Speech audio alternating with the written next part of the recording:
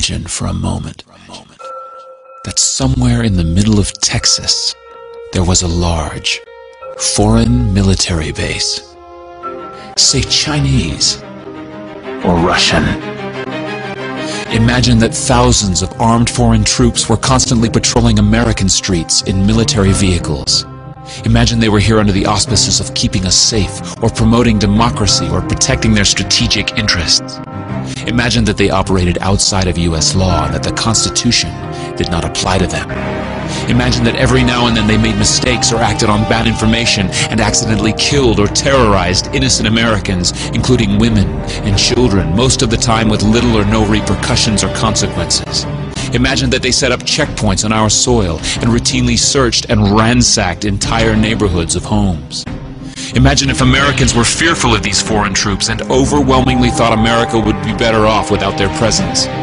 Imagine if some Americans were so angry about them being in Texas that they actually joined together to fight them off in defense of our soil and sovereignty because leadership in government refused or were unable to do so.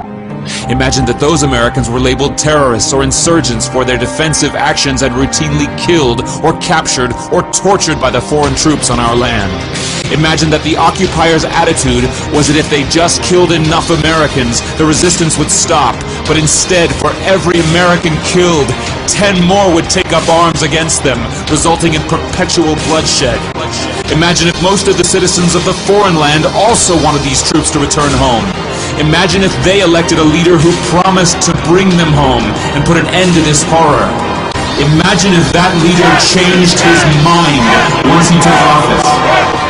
The reality is that our military presence on foreign soil is as offensive to the people that live there as armed Chinese troops would be if they were stationed in Texas.